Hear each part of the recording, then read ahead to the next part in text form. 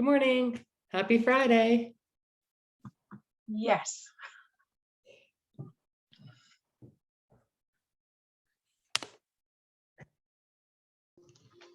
Hey, Dennis. So we bought this, we bought this condo and it has, we got to change all of the appliances out, which we knew about. And it has a dishwasher that the heating element, you can see it, it goes around. So my wife keeps putting those, what is it?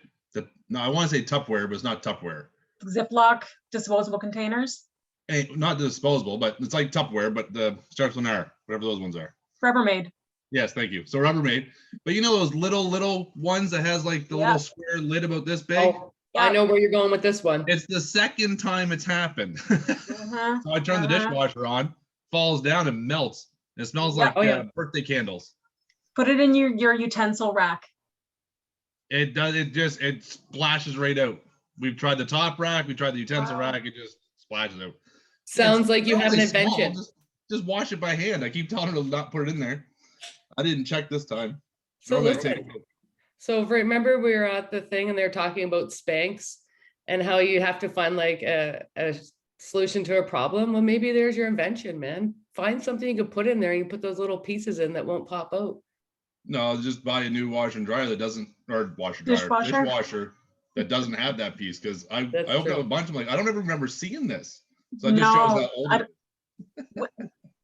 Maybe it is that old. Maybe it's really new. No, I would have no idea how to tell the difference except for the nasty color on the outside. If they had like that ugly yellow one that was so popular, and I'd recognize it. I don't know if I would now. The one that you just pushed out into the kitchen and plugged it into the sink? Yeah, that one. Yeah, that one. My grandmother had, when she went from the big old cranky spinner thing from like way back in the day, she got a portable washing machine and she was so excited and she'd wheel it up to the sink and she'd throw her clothes in, pull them out of the sopping water, flip them into the other part. She thought it was revolutionary. It's like, damn, Grammy.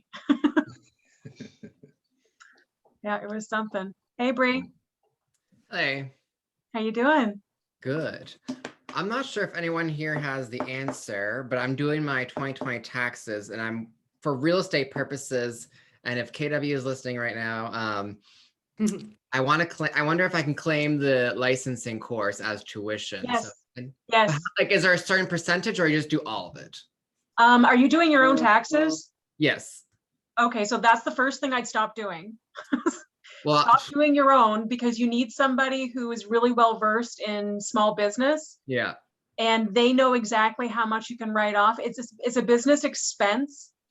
And I actually have a forensic accountant that's his day job and he does this other work on the side. And one of the things he said was anything you have from your courses, hang on to them. He said, and he would process it through the business. Yeah. He didn't give me a percentage though. There's probably like a frequently asked question or something within the tax software where you could ask, but I don't know. I would put it all in as tuition or studying and see what pops back out. Right. If you're not ready in a position yet to bring somebody on to do that for you. Yeah, no, so I'm like, this year I'm doing it my own and next year I'll definitely get someone. Yeah. Not my business, but Brish and I claim all my courses. See? Okay. It's all, I mean, what is it? It's a business expense. Yeah. Yeah. So Bree's question, Marianne, which is I'm really glad you're here too for this, was what percentage of the course can he, put in? Is it 100% and he just sees what he gets back? I don't know if Marianne knows that. Nope, no idea.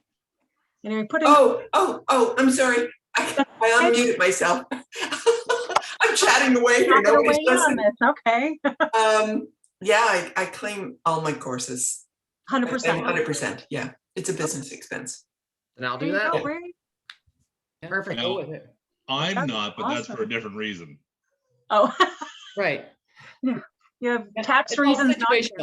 Situational. I'll make more money by not claiming it. Nice. So I feel like I'm more visible now. Is that right? Is that okay? Because I've been sitting in Yeah. the dark for so long because my window is over here. There's And a on little more dingy light on days, you it's even today. worse.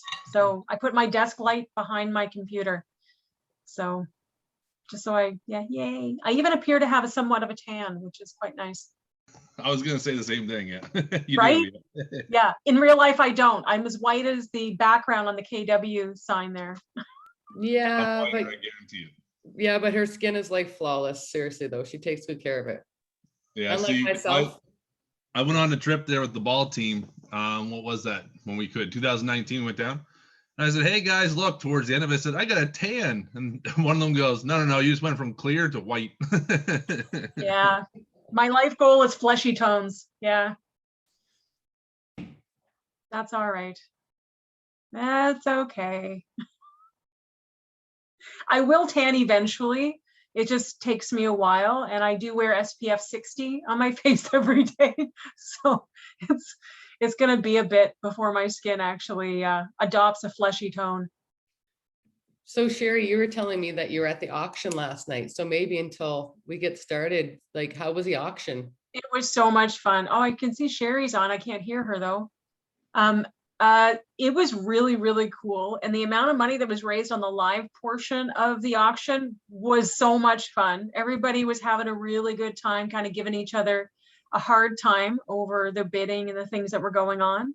Yeah, I think nice. next time they're going to do the whole thing as a live auction instead of doing a silent portion, because they managed to raise some crazy money for some ladies fudge, which That's I was like, amazing. are you kidding me? Like the fudge went for like $80. That's so awesome. It's like, damn, that's an amazing sugar addiction. That's So wonderful. it was really, really cool. It was nice to see how much money was raised for kindness work. So yeah, I was really glad I was there. It was really good. And the silent auction seemed to go off well too. I haven't been told who bid and won on the cinnamon rolls that I put up for it. So we'll see. So I can tell you who probably won. So seriously, so Sherry can cook anything, any culture, any nationality, anything and whatever. Just amazing. But her cinnamon buns, like better than cinnamon bun. And I'm not just saying that. Like I can be totally honest with her. I really feel Oh that. yeah. And Yeah. anyway, and her Kids love them. but the frosting too. So Oh yeah. I The can hear maple. everybody now. Hey Sherry, I can Yay. hear Sorry, you I was too. having technical difficulties. Hey, that's all right. I Sherry, usually do with- you're the newbie. You're the broker for us newbies. Is that right? That's right. Yep. And I'm Oh, sorry, bless your little heart. my son's home from school, so I'm in my room and I've got this little monster. Can you? I don't know if you- Oh, Oh, I've got mine too. My Okay, yeah, cat. and she's like butting me, and anyway. You're gonna see a cat butt at some point because my cat will come and take over my screen at some point. That's cute. That's cute. She's adorable. So I wonder if everybody's here. Just try and. Well, move. Mike's here, Bree's here, Sam's here. Here's everybody. Marianne, Dennis. Sam. I don't see Sina. Kim's here. Okay. We got the usual suspects. Okay. Well, we're good then. We're good. Like, So you guys probably had a look at what we're doing. Writing and preparing offers. Probably a lot of you have already done it. No, I'm working with a seller right now. With the seller. Okay, well, With that's no good. buyers. That's good. That's good because so there's two components today. One of them would be writing the offer with the buyer, preparing the offer for a buyer, and one of them would be presenting an offer basically to your seller. So you know, Jen. which is kind of the same important pieces are in both, right? I think Sherry has some high expectations for us, Jen. And not this Sherry, that Sherry. Okay. Oh. So let me just look through here. I do have like a PowerPoint thing, but I mean, for now, I don't think we really need that.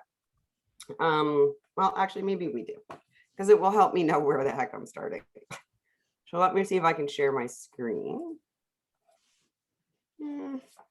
Oh, crazy. Okay. Can you guys see my screen? yep. Okay. Okay, so I'm on page 9, so I'm just really jumping ahead there. Make and receive offers. All right, so some of the instructors probably go over if you've made your calls. I'm assuming that you all did, hopefully. I don't think we really need to go too much over that. Action reveal, okay, this is about that. So we're just gonna move forward here. Your lead generations. Does anybody have any questions or concerns about any of the lead stuff that you would have done from last week? No? Only that I'm finding it difficult to actually do all the different trainings, get things ramped up with the business, and add the contacts and speak to them and write 10 notes. I know. It's I'm falling short of it. So right now I'm probably adding 4. Okay, but that's good. I mean, speak you're doing something, and right now it's a bit of a strange world. Although I won't lie, the business can eat you up. You could actually work 24/7 in this world. So, I wouldn't be too hard on yourself, especially with the world the way it is right now. I wouldn't be too hard on yourself. I think that's good. Sometimes when I'm trying to make my contacts, like from my database, an email just to, give a little piece of information or something, you can make a lot of contacts that way without actually having it take you hours and hours and hours. And in the world that we're in now, a lot of people like to, just get an email. Hey, just checking in, see how you're doing. Oh, Dennis, do you have a question? Yeah, you're just talking about the lead gen. When we're talking with Laura Lee, I think it was 2 days ago. Yeah. She said there's 15 different ways. Does everybody know them? And a lot of us went like this. And she was saying something about sending it out. I just didn't know if you had that and would be able to send it to us, or. I don't, but I'll write it down and make sure that Laura sends it out. Okay. How many ways? She said 15, and you got to learn 3. And then Colin, our business coach, says, or productivity coach says you really should be doing 5, but start with 3, master 3, and then find 2 more. Yeah. I don't know if I know 15. I mean, obviously, like email, text, phone call, drop in, which you're obviously not doing that right now. So that would probably be bad. I think that I agree with what your coach said. Find the ones that you're most comfortable, most relaxed doing, because that's how you'll be more true to yourself, right? Not that I'm suggesting you don't go outside your box, but maybe once you've mastered a few of them and you're like super comfortable and confident with those lead gen, then maybe step out. I remember when I first got in the business, I did not want a door knock. I was like, that's what I got to do. I'm out. Anyways, then I pushed myself, and I was probably 10 years in the business at that point, and I pushed myself and said, no, I'm going to do this just to step outside my comfort zone. So it wasn't fun, but I did it.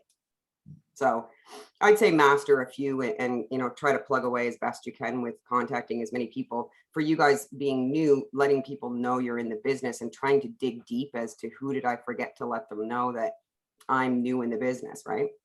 That can be a big one. And that can be, again, as simple as sending an email out to a bunch of people and say, hey, just thought I'd let you all know. Okay, Gracie, that, I'm in the business and this is something interesting that's happening.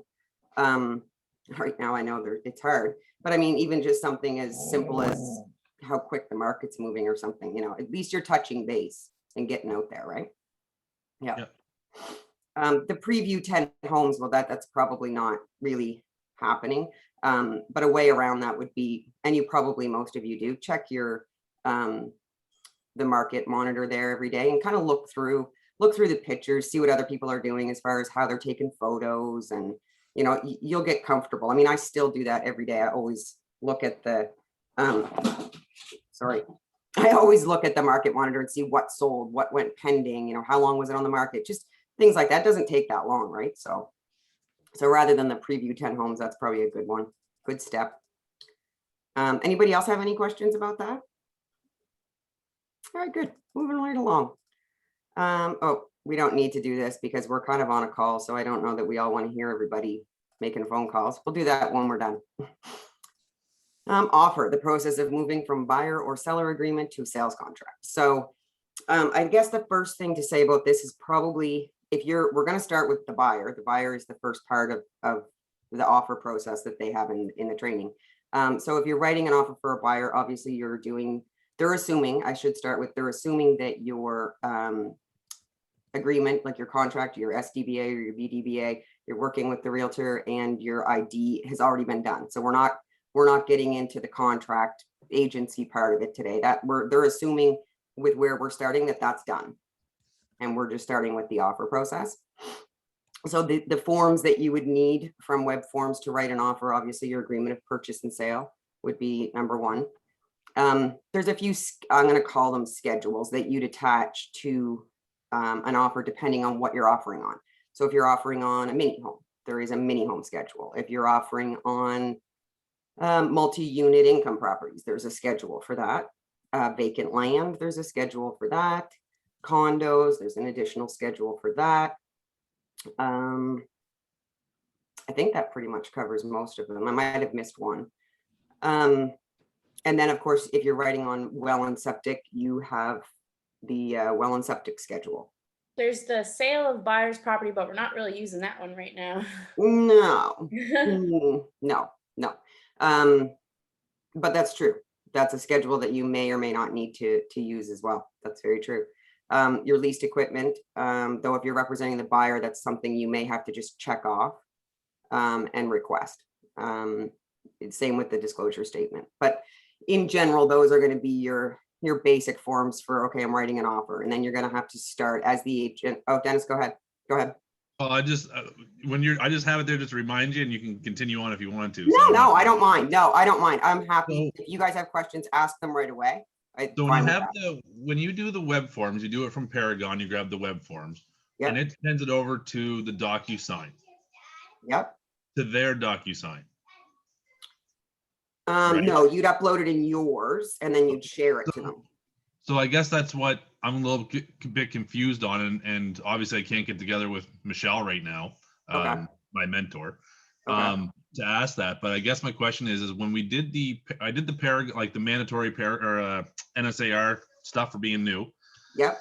And we had Steve there, and one of the things he was showing was like, oh, you can take this over to DocuSign. This is how much we charge you for DocuSign. And I'm thinking, well, that's not how we pay for it through here, right? So right, that's right. I guess so. How does that what do you do? Download each web form and then send it over to our own DocuSign? I use .loop, so I'm going to assume that it's similar.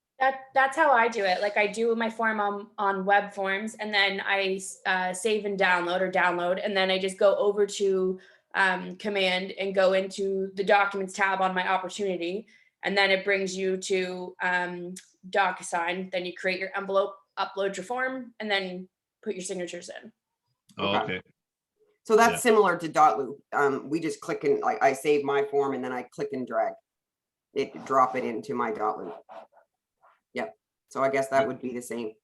You and Mike got to switch, right, Mike? You're still doing the .loop too? I think I've used every electronic signing document except .loop, and when it came out, I was just like, no, I just don't have the energy to learn another one.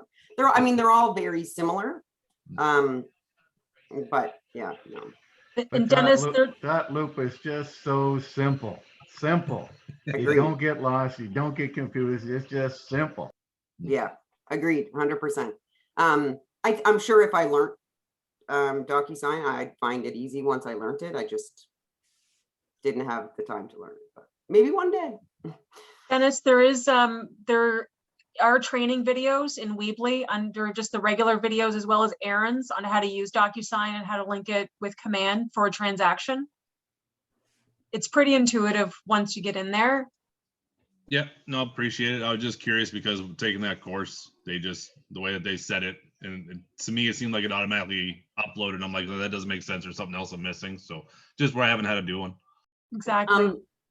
There may also be, I just wrote it down. There may also be a video in the YouTube thing on how to do that. Like in the Keller Williams, you guys all know where the YouTube videos are, right? In Weebly, yep. Perfect. Okay, good. Okay. So there's quite a bit of DocuSign training in there. There probably would be something that would kind of walk you through if you're a visual person, that someone telling you how to do it and seeing it done is kind of it depends, right? Two different things. I'm really hands-on. Unfortunately, in this business, it takes forever to get hands-on.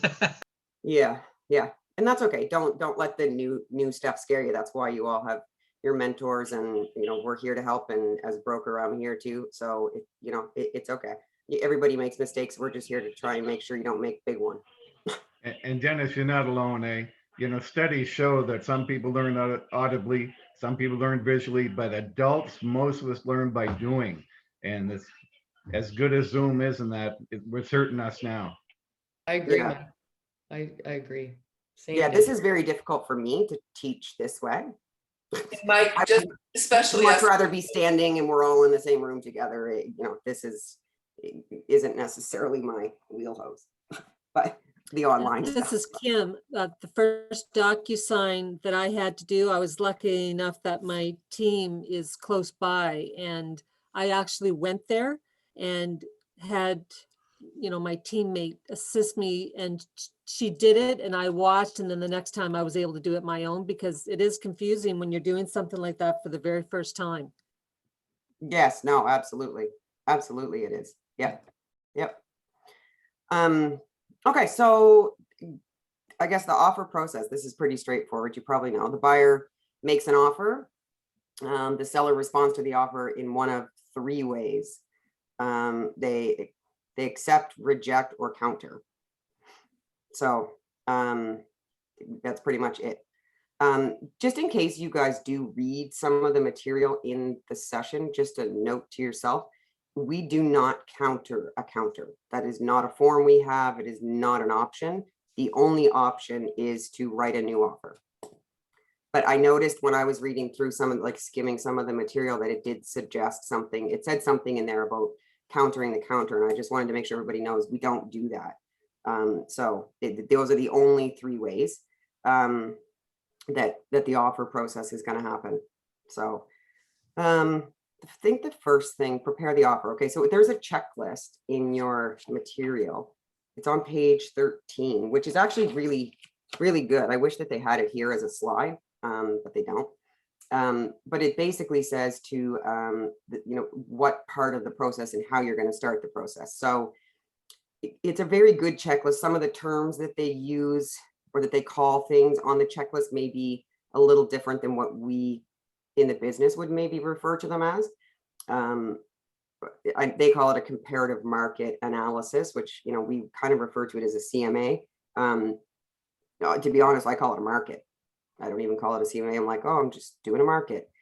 But it's a great checklist as to what information you want to have before you write the offer. So two things you should do before you have a buyer and they're ready to write the offer. So first thing I would do is check property online. First thing I would do, make sure that the seller's names on the property I'm offering on are accurate, and they're the names that are also on the listing cut. You also could look in there for restrictive covenants, for sometimes, rarely, but sometimes there would be a location certificate, easements, stuff like that. So, in some cases in Paragon, the documents tab may have that, but I always would just double check.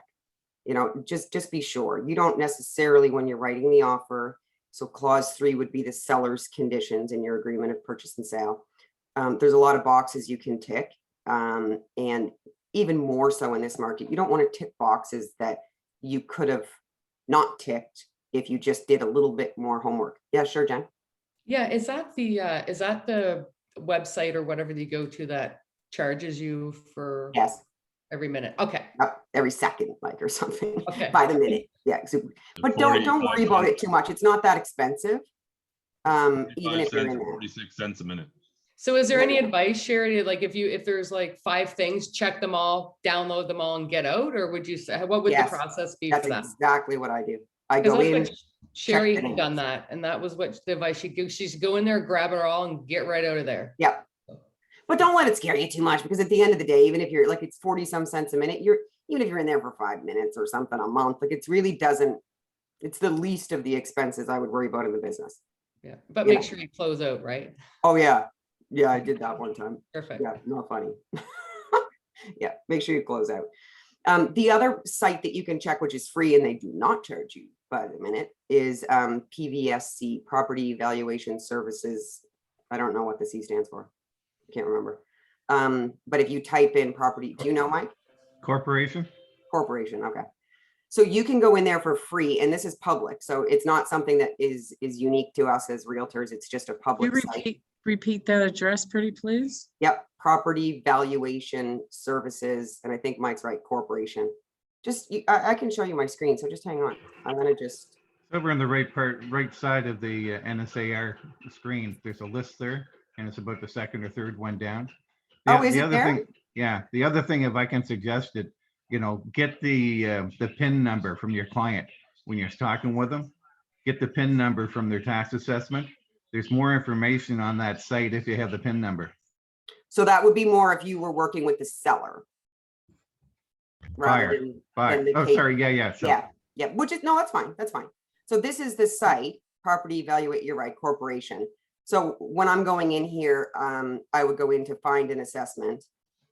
I would search by address. You just accept these terms. Sure, you can read them if you want. And then basically you search it up and it will bring you information about, it'll tell you square footage. It'll tell you, if there's information about when they bought last. So let's say that the person, it's not in Paragon, you've checked the history of the property and you don't see when it was bought or sold last. This will tell you if it was a private sale, it'll show you the sale price. So it can be handy on, definitely on both sides of things, like Mike said, definitely on both sides. But it's not a bad thing to check. Just another thing you can check, right? So when we're talking, oh, go ahead. Sorry. And what does Command, I guess, well, Keller Williams need for paperwork when we go on Property Online? Like, what is it that they're actually looking for? Like, they're looking for that first page. So if you typed in the PID, say, and you when you get that, you'll get that one line where it gives you the, I'm trying to think, gives you the PID. Then you can click on the PID and open up this generic page, and it has square footage. It has the names of the people. That's the page they want. I don't know if I have any saved on my computer. so like a screenshot would be suffice? I feel like that's what I did. I think so. Yeah. All they want to do, all the office is trying to do is to basically verify that the names on Property Online are the same as the names that are in the agreement. Sometimes I guess what happens, the reason that we do this is that sometimes you'll go, and again, we're kind of talking a bit more about the listing, but that's okay. Sometimes you'll go meet with this seller and, they didn't tell you. So it's a husband and a wife. Maybe something happened. They couldn't afford the house. Their mom or their dad or something jumped on their mortgage. And they didn't tell you this. They just maybe they just forgot, honestly, who knows? You go on to Property Online and realize there's a third name, right? So you have to double check. And it's no different actually from the buying perspective. What if the seller didn't do it and there is a third name? Sherry, Sherry, sorry. And also check the PID number to make sure you're buying the right property. That's true. It's an easy input error to, 404. I'm dealing. That's happening to me right now. My property that I'm searching, the PID was entered wrong by the listing agent. So I was like panicking, thinking, anyway, yeah, Oh, no, I literally am dealing with it right now. You checked and you found it. So then you can write in the right PID. That's exactly why we do it right there. That's a great example. One of the agents last year, they didn't find it until closing. Oh, that's not good. So I have a buddy's house there. Not our agent.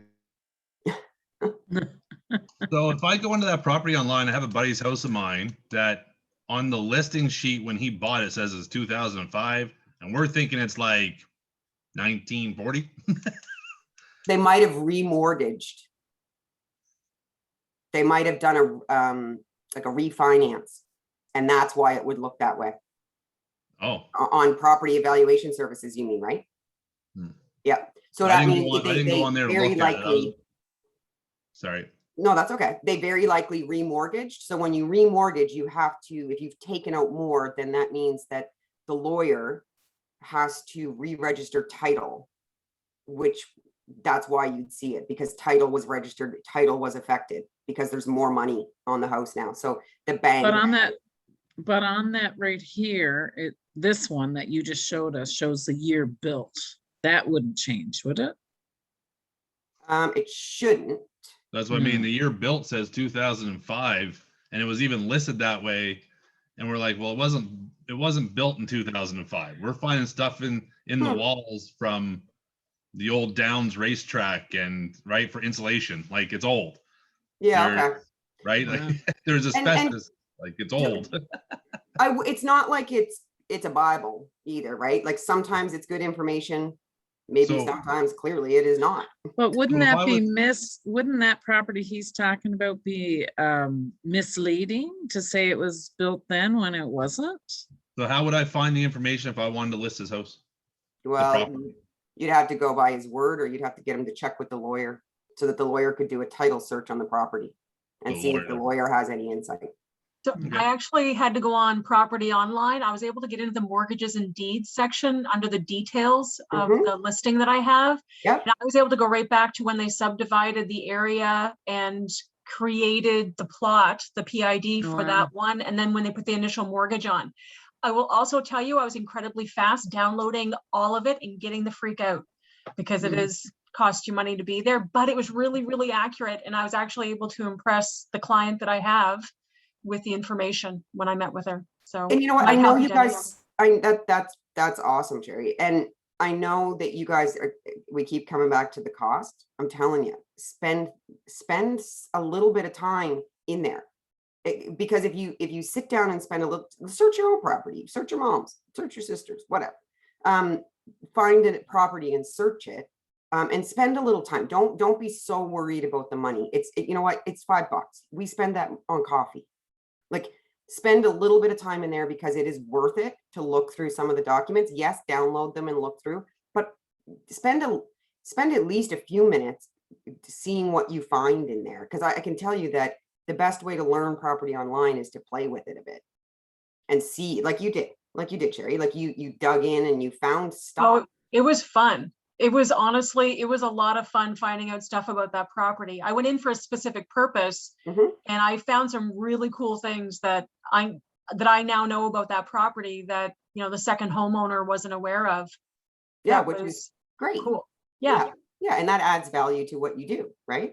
Because just not just anybody can get that information. And, you know, as realtors, that is what we have to do. I know a lot of people will, you know, what Viewpoint offers, they can get. So if you can offer them something that you know they can't get elsewhere, then that's a great value prop, right? It might be the difference between private sale and using us as realtors. Absolutely. Absolutely. Yep. So like I said, the checklist goes over what they say is do your CMA. It also says a pre-approval letter. We don't all get pre-approval letters. Sometimes we take their word for it. I will say that over the, you know, especially with the market the way it is, I want one. You know, I'm not saying I won't show them a house without one, but I'm saying I want them to be working on it while I'm working with them to get it. It's a great thing in the market right now to add to your offer, your pre-approval letter, with your client's permission, of course. Some of the other documents, we said restrictive covenants, you know, the heating costs, you know, any leased equipment, the location certificate, those are all things that you can ask for in your clause 3 and make it subject to in clause 4 of your agreement. And they're all things that you want to review. The checklist here is actually really, really good. I like it. Let's see, the next thing, inquire. So it says inquire on the activity of the property. Well, in a different world, you could, but right now, you know, you could ask how many offers do you have? You know, how many showings have you had? Keep in mind that not everybody will be forthcoming and sharing that, especially if they, you know, only have had 4 showings or something. You know, they may not be forthcoming with it, but you can certainly ask. The disclosure statement, they say here, obtain it.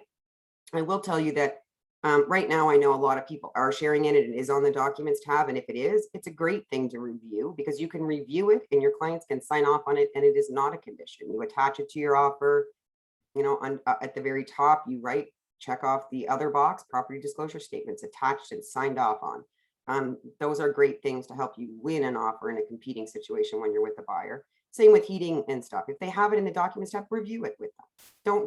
Don't ask for it again. The agent already gave it to you. You just got to look for it. You got to review it with your client and make sure they're happy with it. If they're not happy with the heating, why write the offer? You know, you're wasting a lot of time. And then they're like, oh, sorry, man, the heating, that's way too high. I'm not buying that. You've just wasted a ton of time, right? So don't do that. Now, the disclosure statement in a different world was not always something that we shared. It's a piece of the contract. It's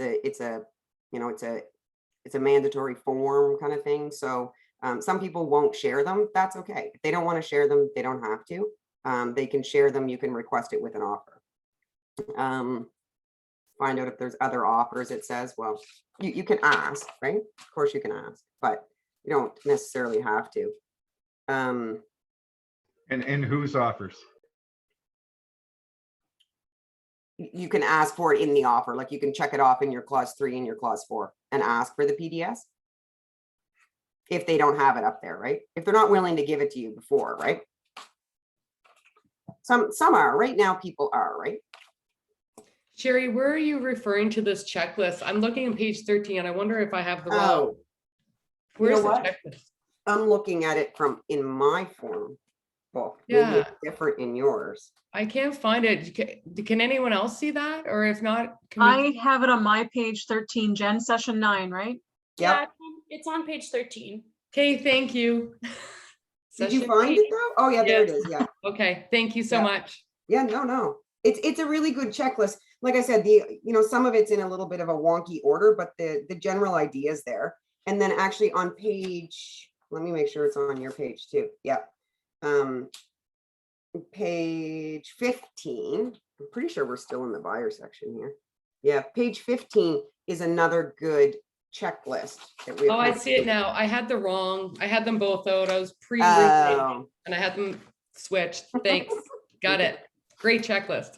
It is. It really is. It gives you a good idea of what steps to take. So when you're writing the offer, the next things, of course, you're going to go over price, right? You're going to discuss a price. You've already on page 13, we've already said you're going to do your comparative market. You're going to, see what things are selling for. Then you're going to have the discussion over price. What price do they want to go in at? Doing your digging, like it said on page 13, maybe inquire with the listing agent on the activity, how many offers, because all of that's going to affect your price. Your CMA is only one piece of the puzzle in the market that we're in right now. In previous markets, it would have been a much larger piece of the puzzle. Right now, some of those other questions are huge factors in offering and what price they offer. So price, your next would be closing date. So the closing date, again, that could be something you want to check. You want to check with the agent, does your client have a preferred closing date? Also, like I said, be sure to look on the documents tab in Paragon to see what the agent's already offered you. What information have they already shared with you? Because in instructions to members, where they're putting, when offers are accepted till and all that kind of stuff, they could have it in there. Like I know on my most recent listing, I have this specific closing date my clients want.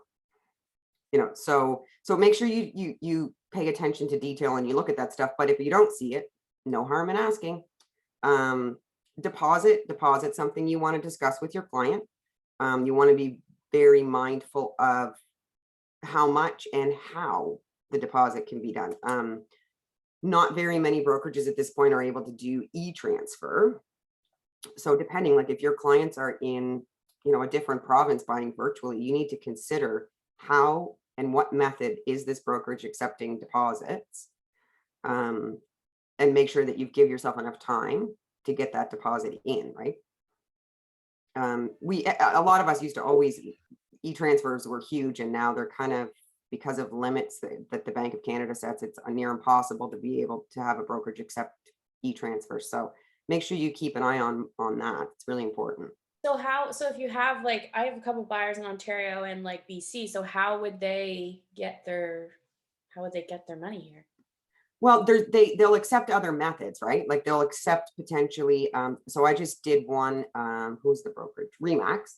My clients were in Ontario and they did a bank draft. So they got the bank, the name of the bank and the account number. They took their bank draft and they walked into, I don't know which bank it was now, RBC or whatever bank it was, and deposited it right into their account.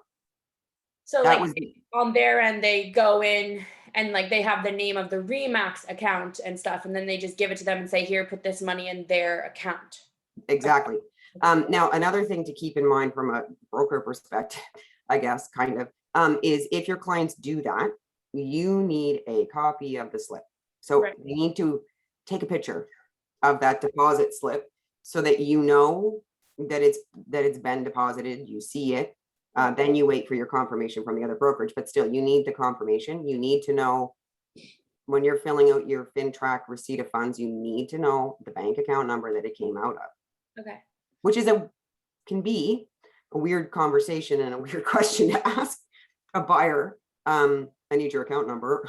You know, it seems like a strange question, but it's a federal requirement. Every agent across Canada is asking every buyer for the same information. So it's, you know, that's kind of how I approach it. If they're like, really, you need my bank account number? All of us do. So it, you know, it's the federal government asking. They want to know where the money came from. They got to make sure that there's no money laundering and that kind of stuff. So got to do Terry, it. I'm just back in the business again. What I'm noticing, it's kind of caught me off guard, is that the buyer's offers now, a lot of them are putting the deposit date with the lawyer date, the condition date. So it may be 2 weeks out from when the offer's accepted. That's how I write mine. Yep. I don't give the deposit. I mean, let's be clear about the deposit. The deposit is held in trust with the selling brokerage. The buyer, or the seller does not get the money. If the buyer walks away for any of those conditions that you've checked off, they get their deposit back in full. So what I think you're seeing, Mike, is that a lot of agents are saying it's a lot of paperwork, especially right now, especially with shutdowns and lockdowns. It's a lot of work to give a deposit early just to go through a lot more paperwork to get it back. So, you know, a larger deposit on the same date as the conditions, I don't see a problem with that. I mean, I understand that the deposit is a show of good faith, and in different times it, you know, it can be. That's a personal choice that as the realtor you have to make. You know, you discuss it with your buyer, your seller, because you know what, if you discuss it with your buyer may say, oh no, I sold a house one time and they didn't give the deposit and I think it's important. Okay, then, okay, cool, we'll give the deposit right away.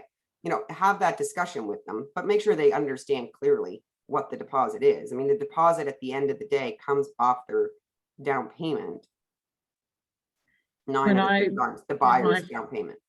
Yeah, when I did my first two properties, I put my deposit date really close and I regretted it, because even though we had exact payment, well, one client did cash, one client did exact payment, and he couldn't do a debit card. He had to use a credit card because I had made the due date so soon, so he didn't have enough time.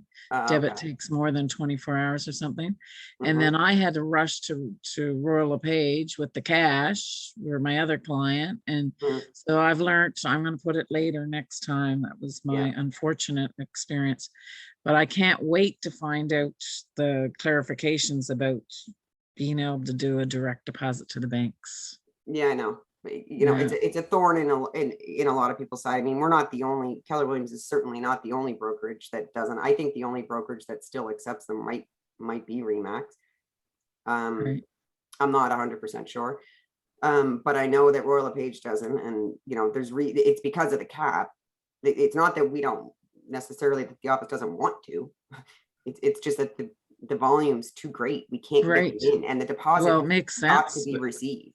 It's got to be received and deposited on time. It's a condition of the sale. If it's not received by that date, The sellers Well, have when you right look at to- $10,000 and all the transactions that can go on, that's nothing for a real estate company. Well, and think Right. about how many people, and then you've got your cap, and I don't know what the cap is off the top of my head, but I know it's not near high enough for the volume of work that's taking place, right? So, To clarify what you just had mentioned before, so you put the deposit date as the same as the conditions date, or the lawyer's date. Like, I usually put my conditions date and my lawyer's date like the same, because that's just Yep. kind of what Janice says, like it's easiest to keep your dates kind of clean. it absolutely is. It's best Yeah, practice. so Yep. I mean, that would really even simplify it more if you did the deposit and the buyer's conditions and the lawyers all at one At the one same go. time. Okay, Agreed. well, that's Yep. good, thank you. Yeah, that's how I do it. Like I said, you could talk to a bunch of different agents and they're all going to give you a different answer. That's just how I do it. It But keeps it clean. that's so clean, and even for your buyers, like when my buyer looked at it, she's like, wow, okay, that and that, I don't know what that means. Okay, sure. And I'm just like, well, if you have questions, like, let me know, like, you know. They're just so overwhelmed, probably. Like, I just want to win. I just want to a lot win. of people I'm working with are obviously like new buyers, right? Yeah. So, but yes, that makes a lot of sense. So I appreciate you mentioning that. Yeah, no, absolutely. Absolutely. So we got the price, we got the closing, the deposit, the conditions we kind of already went over. Like I said, the best piece of advice, especially in this market, I can give you is check the documents tab, ask the agent for as many small pieces of items like the heating and the taxes and is there leased equipment. Like, really make sure, even though I know sometimes we're in a rush writing these offers, it is so important, because I am telling you, you could lose a deal because you have asked for things where the listing agent is like, they've made all of this condition when I had it right there for them. So that's a big one. Now, the next thing you're going to discuss is inclusions, which again, you're going to check and see what is the seller prepared to already leave. Doesn't mean you can't ask for other things. This is your buyer's offer. But you know, depending on the situation you're in, and I know I want to say like 9.9% of the time you're competing. I might be wrong, but you're competing most of the time. You might, you know, is the losing the deal because you asked for the washer and dryer worth it? Like, you know, it's questions that and discussions that you need to have with your buyer to make sure. Acceptance time, again, right now, usually the seller is telling us what time they want that to be. In a different world, then you would discuss that with your buyer and make sure that they're available. You know, like if they're working and you've set the time for acceptance, because we're not always going to be in this world. So you got to try and think of, you know, if you're setting the time for 5 p.m., you're writing it, you've given it to her, you know, at 10 o'clock the night before, and you've given it till 5. If your client works all day, are they able to communicate with you? Are they able to look at a counter offer? Are they able to have discussions with you? Like, make sure that your client knows that during that time frame, you may need to get in touch with them, right? Make sure that they know that. Other than that, the conditions, other conditions on page 15, they go on page 16, date of completion, that's closing date. We already went over that. The last part on page, what page did I say? 16. Home warranty, repair limits, special clauses and contingencies, and a cover letter. Not, you know, I don't know if they mean a plea letter. You know, you can ask them that. Home warranty, I mean, honestly, that's in the disclosure statement, is their new home warranty. So if you got the disclosure statement, you would know whether that's an option or not. Unless it's new construction, there's not typically new home warranty, right? Repairs, lots of different ways that you can think about repairs. You know, write your offer knowing that there's repairs that need to be done, or, you know, ask that they fix it. There's a lot of things. That's going to be kind of like we could talk about that for like an hour. So there's a lot of different things, right? When it comes to special repairs and stuff, usually, you know, I mean, there's just a ton of things. So if that situation comes up, probably you know, if you're writing an offer with your buyer and they're insisting that, you know, the cracked window in the master bedroom be replaced, you know, reach out for some help in how to kind of write and word that. Again, right now in the market, I don't know that we're seeing it. I think most people are kind of just saying, okay, so, you know, I'm going to have to replace that window and it's going to cost X amount. So I'm prepared to offer this based on that. That's typically how the market is kind of working. I just had a scenario where one of my buyers, they had some issues with the electrical, And we went, had an electrician come in and give his professional opinion, and we went back to the sellers, and my buyers were very gracious because the total cost would have been about 3,000. And they went back and made an offer that could they meet halfway, and they reduced the selling price by 1,500. Oh, that's great. And a lot of these Yeah. repair things, I mean, you're gonna do a building inspection, right? Yes. So, you know, when the building inspection comes back, then that's great, great example. Then you're gonna have that discussion, right? And say, you know, here's what we found, you know, what can we do? I think that's like, honestly, I think that's kind of pretty much covers what to think about when you're writing for a buyer. Before we go into the seller section, do you guys have any questions about anything that we talked about? No? Oh, really? Yeah.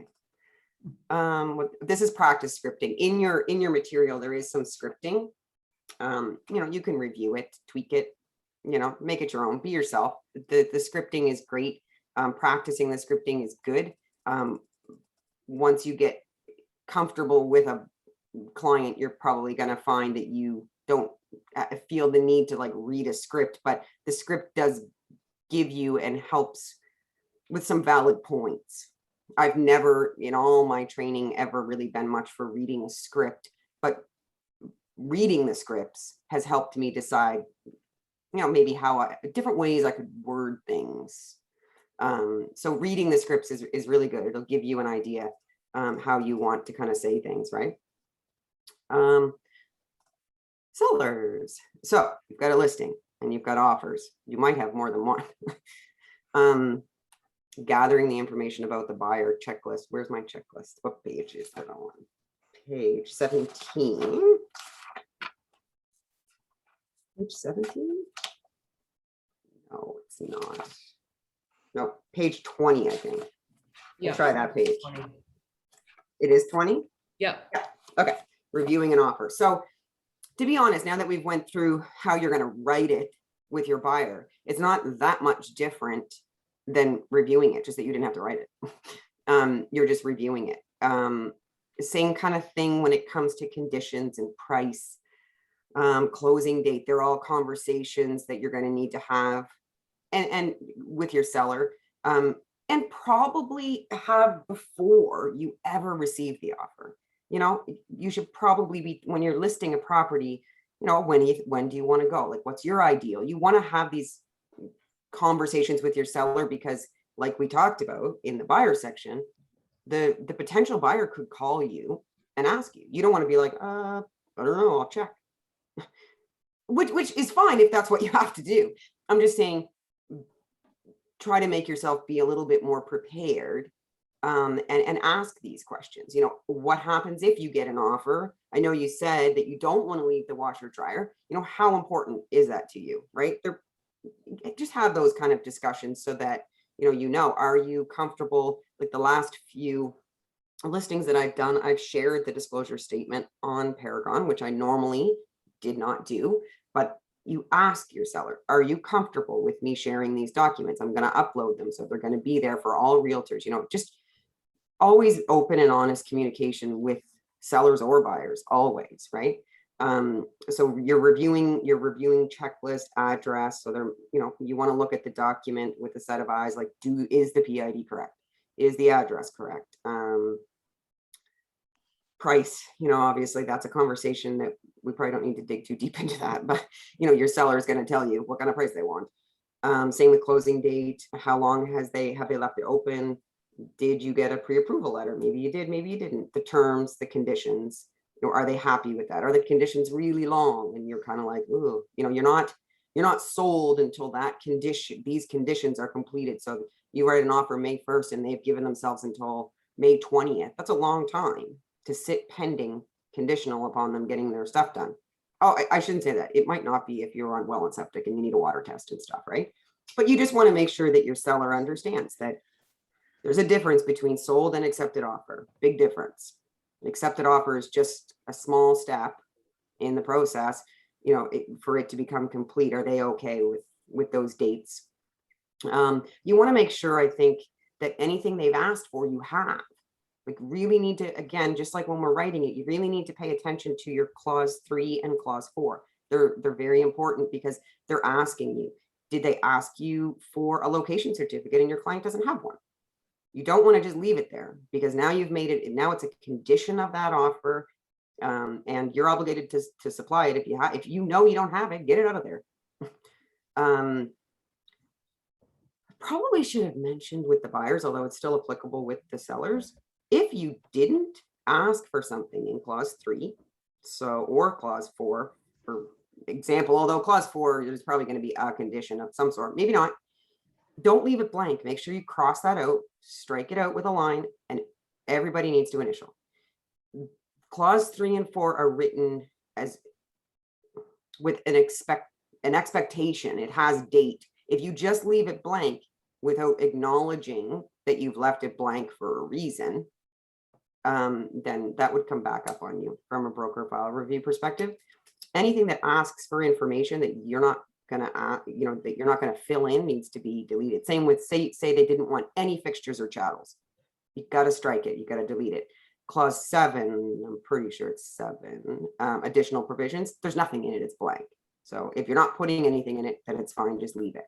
But Sherry, would you also suggest when you do strike that out, would it also be advisable to maybe have an email communication back and forth with your client indicating you have clearly stated you want to have no conditions on property, blah, blah, blah. Please reply to this email just as a cover CMA move? It's not going to hurt. It's not going to hurt. Although your clients, you're going to have had that discussion with them and you're going to strike the clause and they're initialing. Correct. So I'm always like, I didn't understand what I was initialing there. I just thought, I don't want an interpretation. I'm just and that's true. I just don't know it. You could do it. I don't. If you're working with a buyer and they are choosing not to check off things, and we have Keller Williams has the waiver. Okay, where do we get access to that waiver? It should be on Weebly. Weebly, okay. Yep. Or web forms or something. Okay. It won't be on web forms because it's Keller Williams only. Okay. Yep. But there's a waiver. So if you're working with a buyer and they say, nope, I don't want financing. Nope, I don't want to do a building inspection, then they can sign off.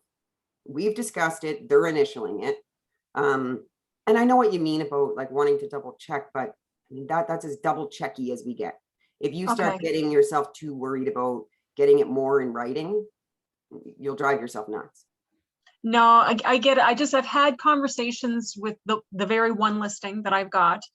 And I've gone back and had another conversation and they're like, oh, I didn't realize that you wanted me to do that. And I'm like, huh. So then I just started following up every conversation with an email to say, as per our conversation, just going to detail out a few things that, we discussed, but documenting every single thing. So I just starting to feel like, oh, once I get more than one thing going on, I better have documentation process. Yeah, and it's your seller, so that it may not hurt in that case because they're not a buyer, so there isn't a waiver. So it doesn't hurt. I think what you're learning with this seller, like what I'm hearing, is just different personality types. So there might be case times when you do need to do that, where you'll also find that there's times you're working with a seller where you may not have to do that. It just sounds like maybe their personality. They're a little bit like, oh shit, I didn't realize. Whereas sometimes you'll deal with them where they've done this before, they know, yeah, no, get it, got it, moving along, So if you're doing a great job, if you're recognizing that, okay, she's done this to me once or twice, I'm just gonna make sure I put it out there. I think that you're doing your great job for your seller. Yeah. Well, and just really trying not to trip over my own feet right now is my big goal. On this list, it says HOA, seller's disclosure and mold disclosure. What's an HOA? That's a great question. I don't know. I have no idea. HOA. It's a homeowners association. They typically apply to like a condo or a townhouse. Way to go. Who said that? Kim, is that you? Yeah. Yay, good job. HOA. Sometimes they use it. So it could be like a monthly fee for the lawn cutting and the snow removal, or sometimes depending on where it is, it could be a very large amount, like especially if it's a high rise. Because if they have amenities like pools or indoor tennis court or sauna or something like that, so it So all don't- covers all of that stuff. Kim, don't get yourself confused with homeowner association and condo fees. They're different. Oh, yes, okay, you're Yeah. right. So if you were in a high Yeah. rise, chances are you've got condo fees, and you're absolutely right. If you've got the more amenities and the more common areas that you have, the higher the condo fees may become. Homeowners association could be, trying to think if I have an example, almost like a gated community. So out in Yes, okay. Talent, I can't think of the name of the gated community. I know I sold one out there. It was on Wisteria Lane. Seriously? Yep. What was the show that had that? Desperate Housewives? That's what it was. Yes. Yep. I thought it was so funny. I'm like, really? Anyway, but it was also a gated community, and it's just out past like Westwood, out in Tantallon, and it's literally gated. And they do have a homeowners association. There's all kinds of stipulations similar to condo, but it's not a condo. It's a homeowners association. Like everybody in the subdivision has to have a lamp post at the end of their driveway. Everybody has to have their lights on in the evening hours. Like it's very, it's a homeowners association. I'm not sure. I don't know that it's come up for me very often, but if it comes up for you, then, it would be, a question you might want to ask a broker or ask your mentor, or, ask somebody, because I'm not super familiar with that. Mold disclosure. I guess that could come up if they're disclosing that there's mold, then you'd want to have that discussion with your buyer or your seller. Most of the time, mold situations come up in a building inspection, and a lot of the time the homeowner isn't aware. I'm not sure that there's been plenty of times that we've dealt with mold, but most of the time it's not something where my sellers have come to me saying, look, I know that my house is full of mold. And if they did, I would probably be inclined to suggest that we rectify it. But I guess if they didn't want to, you would want to disclose it. And that's what our disclosure statement's for, right? If there's mold, you would want to encourage your seller to disclose that. So funny story. I know I've been kind of busy here trying to get taxes. I keep getting tax questions every day. But mom has environmental allergies, and one of them is mold. So mold and oranges are our two worst things. And one of our friends actually said, hey, we're not around, but can you go through this house and make sure there's no mold? Mom laughed. She goes, okay, because the moment she walks in, she'll fill up. Instantly. Wow. Yeah. So you don't need to have any home inspector. Just hire mom and she's good. She's like the canary in the mind. And there is mold remediation companies out there, right? I mean, it's something that can be taken care of, right? But it's something that your clients would have to, if you're working with a seller, because I mean, this is a review checklist for your seller. It's something that you would have went over with them. And same with the homeowner association and stuff. This is stuff you would have went over with them prior to listing it, right? It's not something that you should not be having a discussion with your seller when you've got offers in hand and then having a discussion about mold. That should have been a discussion that you had when you were listing the property. You're going to review the property disclosure statement with them, and that's when you should be discussing everything about the house. Like, what have you done? What upgrades have you done? That's when I ask, how old is your roof? When did you do this last? That's when I would have all of those discussions, and I would explain to the seller, like, these are questions that they're going to ask us. Like, buyer's agents are going to call listing agents and say, just wondering how old's the roof, and if they have a pool. I showed a few lately with pools. My buyers are always like, can you find out how old the pool is and how old's the liner in the pool? And I'm like, oh geez, okay. So when you're working with buyers, you can learn a lot about how to work with your sellers because they're the ones asking the questions. They're going to ask your sellers those questions. So, keeping a kind of a mental note of that is really important. But what sucks about that is because, like you just said it again, pool liner. I literally just dealt with that. And the listing agent says they don't know. So you come back and say they don't know. But then that like represents you and it affects you, right? Because then it looks like you're just like, oh, they don't know. But it's like, what do you do? Like if the listing agent says they don't know and the owners don't know, you know what I mean? Like I just feel like it's like I want to be more on it, but sometimes you have to rely on other people with it. Yeah, you do. And you know what? If they don't know, they don't know. And you know what? That seller agent may have just lost a deal because maybe your client's like, well, if they don't know that and they don't know this, then maybe I just want to keep looking. That's why it's important that we do it. The only other thing you could explain to them is that that's something that would come up in a building inspection. And if you're not satisfied with the outcome, you do have the right to walk away. As long as they put that on in as a condition. Right. Right. And when you're buying a house with pools, it is important that you make sure that you discuss with them, you know, do you want to have the pool looked at? Because a building inspector is unlikely, and I can't say all of them. I know the ones I work with are not, they're not equipped, and they're not, you know, they're not going to check the pool. And this was on a well too. So I said, you really want to make sure you have a strong well if you're going to have a pool as well. So that was well, most people with pools will get the water delivered. Oh. Yeah, I think it's like, no. I don't know what it costs now because pricing is all over the map. Delivered, or my buddy takes his rain gutter and just shoots it, fills it up. Seriously, it's what he does. Funny. That's funny. Yeah, I don't think most of the time you'd want to fill a pool with your well, but I mean, grown up years ago we did, but that was a long time ago. I don't think I would do that. But you can get pool companies to come out and you know, look at it, but that's an added expense to your buyer in this case. Your seller could, you know, have the pool inspected at their expense and provide, you know, the documentation. Look, we just had the pool serviced. Here you go. That would be a great thing to be able to add to it. I think when you're working with the seller, I think it's important, the more information you can get, the happier everybody will be, the easier it is when you're looking at all the offers.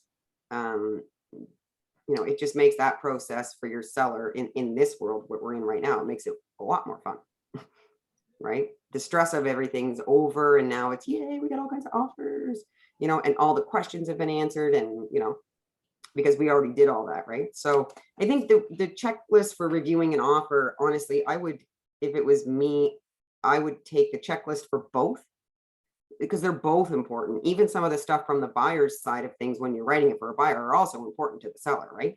The same thing that you're going over and reviewing with your seller as far as deposit, closing date, inclusions, those are all the same things that are going to be very important to the seller, right? You probably already know most of what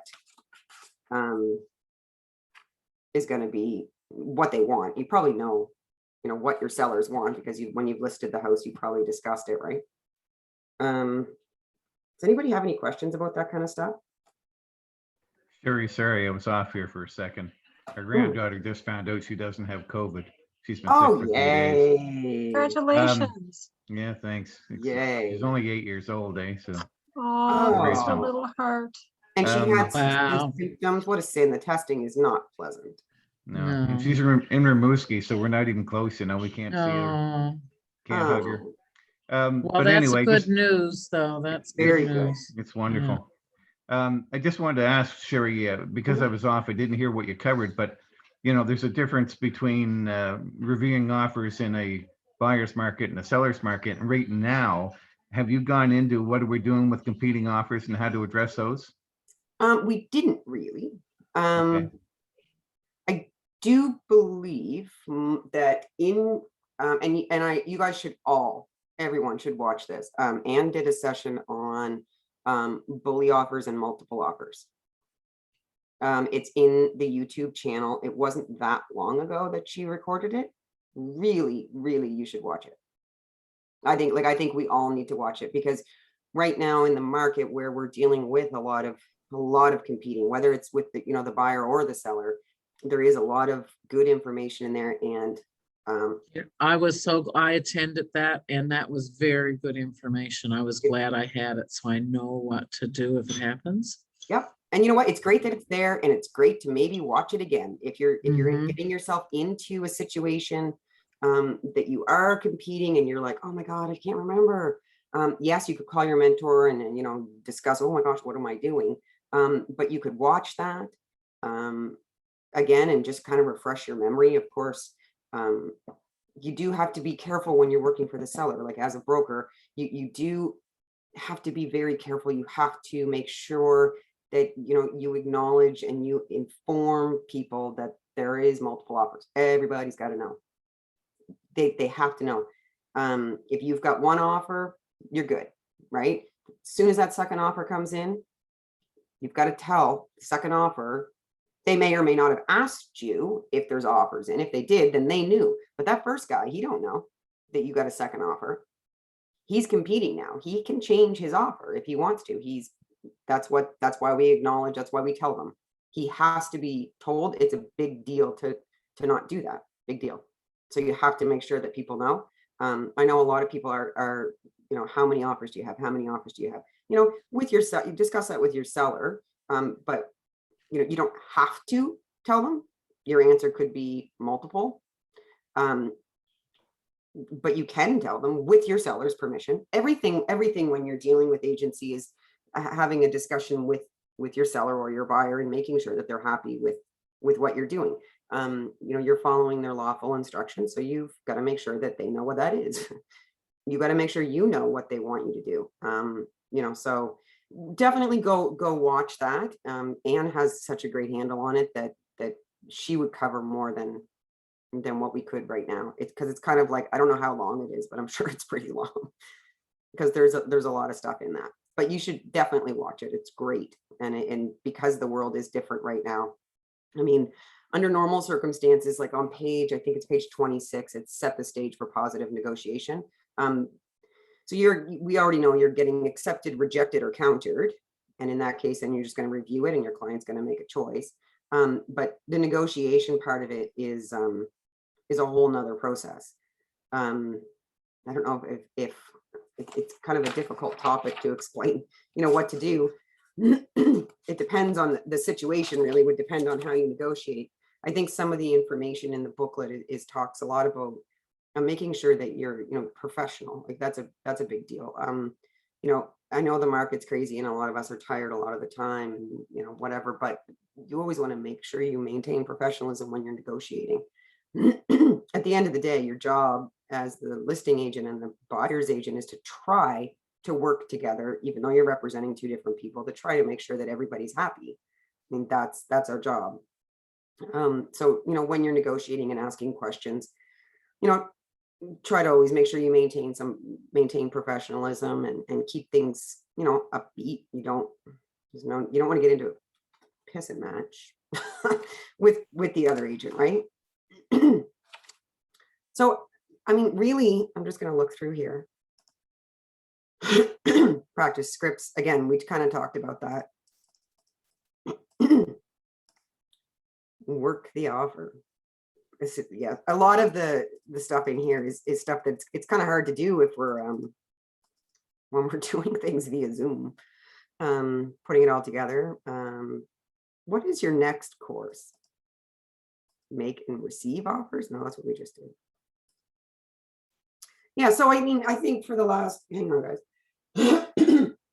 for the last few minutes, if you guys have questions about anything we covered or, you know, anything in general, let's just do that. I think that's pretty much covers what we need. And like I said, keep reference to those pages, 13, 15, 16, and 17, I think it was. They're great pages for you guys to look at. Maybe draft your own checklist. You know what I mean? Maybe use your own words, you know, just to help you make sure that you've covered everything off. I mean, the agreement of purchase and sale is pretty straightforward if you walk through it. If you read through it, I mean, there's certain information you have to put in there. I think the biggest, go ahead. I was just going to say, Sherry, so for myself, until I actually go ahead and I do the items, you know, I'll probably have questions as I get to those certain points. And, you know, I'm currently making my booklet of checklists so that when I get to that point, I can be as proactive as possible. I think that's the key, is being as proactive as well as professional. Yep. And, you know, getting to know your clients prior to obviously showing them what they need and so on. But until we actually do it, like when I get to this point to say, okay, Michelle, I have a listing, and going through and having her kind of guide and Yes. seeing a couple go through, that I'll actually be, okay, I get this, Yeah, no, exactly. It Right. does take but time. it's great information for sure. So we don't miss things. Absolutely. And I no think, two are the same. So like, even though you're doing some, like I still am like, I feel like all mine so far have been so different, from like multi-unit to condo to like, Right. so like, Good point, Sam. Yeah. it's, I totally get what you're saying, Jen, but Yeah. like they're very like there's no two that are very similar from my experience. Yeah. All the Yeah. more reason for a checklist, and Sherry will attest to this here. When we get in the business, you know, we've been in long enough. Back in the day, the big joke was agents would look at you and say, how many hot water tanks have you paid for? You know, because we always overlook leased equipment. And the water tank was the most common one. And you'd be amazed at how many tanks some agents had to buy, you know, because it got missed out on that purchase and sale agreement. Yep. Yeah. Yep, absolutely. I think in the Weebly, remember I told you guys that the waivers there, make sure you download that. But there's also, I think they're still there. There's also some checklists, like a listing checklist, so that when you're going to a listing presentation, like based on the information in Ignite, which is great, based on that checklist, which is also really good, you could sit down and kind of review them all and be like, okay, you know what I mean? This is what I basically need, and create your, it would be great. I mean, you know, especially reviewing it right before you go to a listing. I mean, listings can sometimes be, with buyers, you're kind of running around and, you know, that kind of thing. With, you know, with listings, you're getting all this information first, whereas with buyers, you're running around and getting the information after, like once they've found the house, right? So a lot of it's the same information. But yeah, download the checklist from the Weebly too, and look at them. Like Keller Williams designed a pretty good checklist, covers everything off. And then based on these ones are good too. Some of the wording in them is a little off, but otherwise, I don't think, I'm just trying to make sure I didn't have any other notes. So I will ask Laura about the 15 ways to lead gen. I'm kind of curious. I can't think of 15 at all. I have a quick question. Yep. Where we don't do direct deposit or e-transfer, I meant, a requirement in the command is a copy of deposit. So if my client is doing a wire transfer and they get an email confirmation from their bank that it went through, is that again like a screenshot? I know I'm like the screenshot guy right now, but is that like no, that could be, yep. And the confirmation that the office wants usually is from the other brokerage. That they received it. Okay. Yeah. So if they went in and hand delivered it, then I know they usually would just stamp it with the date, time, and they'd initial it. That's what they want, so that you have proof that that brokerage received it. And you know, even if you're delivering it yourself, I mean, if my client was going to write a check and I had to deliver it, I would do always. And I mean, right now we should be anyway, with, you know, so that, because we can travel around, right? And the brokerage is probably not going to be in their community, so we should be doing that. But I would have done that anyway. So when you take the check in, then you get confirmation. Okay, thank you. And that's what they want. And remember, when you're filling out fintrac, gotta have their account number. I've had to message clients and be like, really sorry, but I need your account I number. don't know what you mean. The fintrac. So, you know, you probably have all done the ID, fintrac ID identification. Yeah. So when you're collecting deposits, so as the buyer's agent is the only time you're using them, there's fintrac receipt of funds. You have to fill that out. It's the same as ID, not if you're working for the seller, because you're not collecting the money. Only if you're working with the buyer. So can you go through that That's again? what the receipt of funds is. I was wondering what that requirement was for my buyers. I didn't know if it was for close, but it's not for closing, it's for fintrac. Deposit, yeah. So you can fill it We out. can't do that until the deposit's done. Right. So I'm trying to think right off the top of my head what it asks you. It asks you like for the transaction property, how was it deposited? Was it a wire transfer? Was it an e-transfer? Was it a check? And then it asks you for, on page 2, it asks you for account number and the name. What account? What do you mean? What account? The one that it came out of? Yep. So when you're collecting a check from your, if your buyer writes you a check, it's easy, right? Because you can see at the top whose name's on it and you have the account number at the bottom of the check. If they're doing like a wire transfer or a bank draft or something, then you don't know the account number. You have to ask your buyer for the account number that money came out of. And they can just give it to you verbally or email or however you're communicating with them. I've had people get weird about giving me their account number, but you can't do anything with it.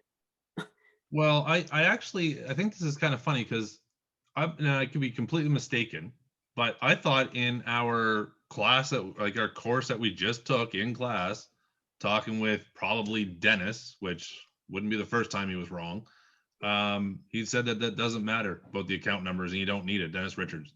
I'm calling him out on this one because that's wrong.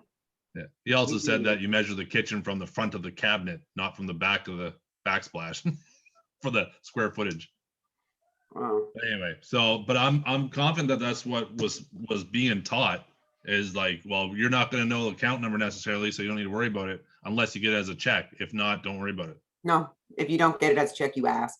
Okay. Sherry, think about what it is, right? If you think about what that form is, it's a federal requirement for anti-money laundering.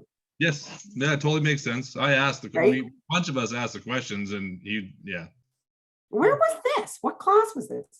This is to get my license. This was Dennis Richards. NSA.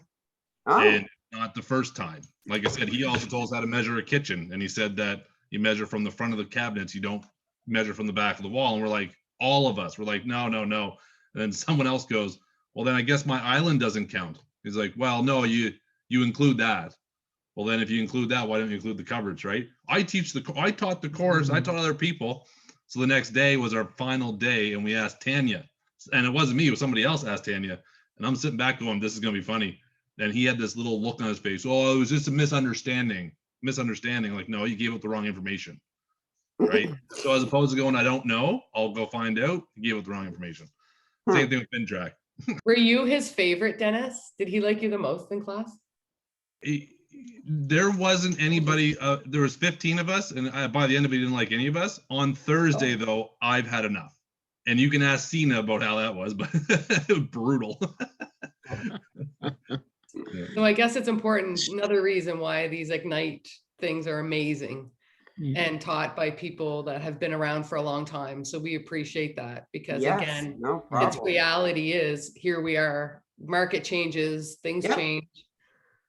Sherry, can I ask a question about, I went into Weebly, you said something about a checklist. So I found an agent listing checklist, and there's this thing called Celebrity Database System Amendment to Listing Contract, completed, signed, and witnessed. Can you help me with what that is, please?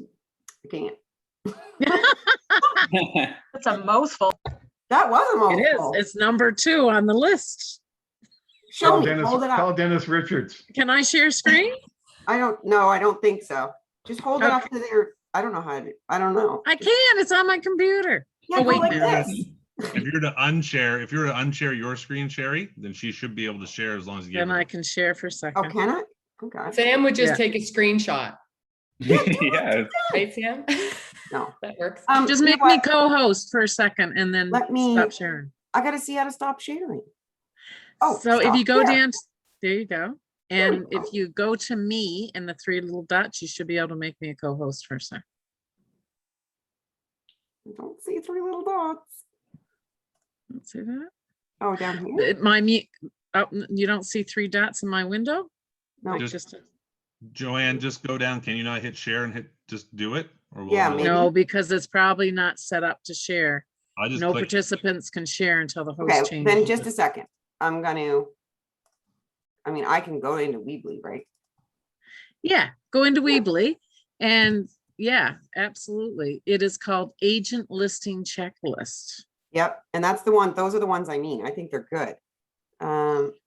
Yeah, they're good, but I just didn't understand what that is. Agent or listing checklist, it must be, is it? Well, just a second, let me come back out. So yeah, fintrac agency. Go back out. It's called under listing documents. It's the listing package. Oh, this is listing checklist. So that's not what I want. It's called, if you go into listing package, Yeah, I got it. it is a checklist, but Okay, it's- here we go. Here we go. I don't know what that means at all. well, thank you. Oh, database system. It must just be that maybe some parts of the form haven't been updated, but I think what they mean is just the addendum to the listing, which would be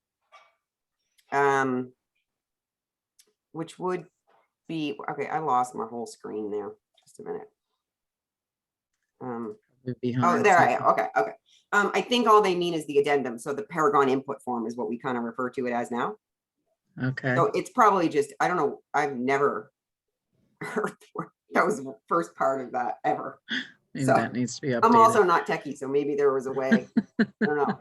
But I think all they mean is your addendum, the addendum that your residential input form or multi-unit or whichever one it is that you're using. Yeah, Okay. your addendum. But the general idea of all those checklists that are in there are good. Yeah. Yeah.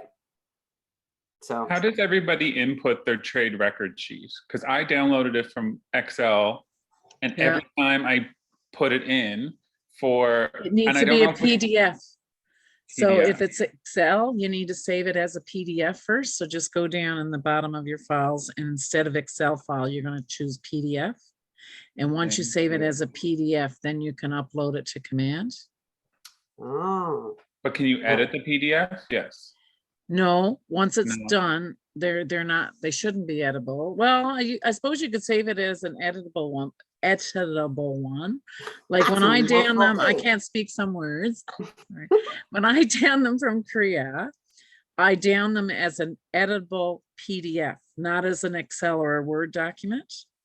So I download them into the PDF format, and I just save them per client. So that's how I do it.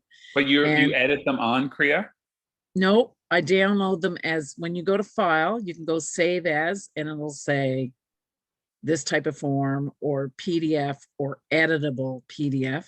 So Mhm. I do the editable PDF so I can input the information on my computer, not up in the web forms. Then I save that in my client files per client, and then I upload that to Command. That help? Yes, thank you. You're welcome. That's how I would do it too. That's another good reason why we have this course. I love that. We troubleshoot with each other a lot. Yeah. Like I rely on these faces that I see, Hmm. and I'll be reaching out to each one with different questions. So it's just really nice to have that. I appreciate is. everybody on the call. Yeah. Yeah. And you'll Yeah. kind of find that once you've been in the business for a long time, and it may be a bit of a different format, you'll get agents that you can do that with. And it is I'm good. looking forward to that moment when I can teach other people. That means that I know. Jen, and then I that's can gonna be help others. soon. Like, it's gonna be soon. Like, as I've walked through this, like, I didn't know anything at the beginning, and I felt like I was in a black room. Yeah. And as I learned things, I've only been an agent since what, 3 months, 2 months, not quite 3 months. And as I learn things, I'm writing them down so I can pass it to a new agent, new client, right? Like, actually, I will put you on my little list. You're even going to if be you don't know. inundated by myself.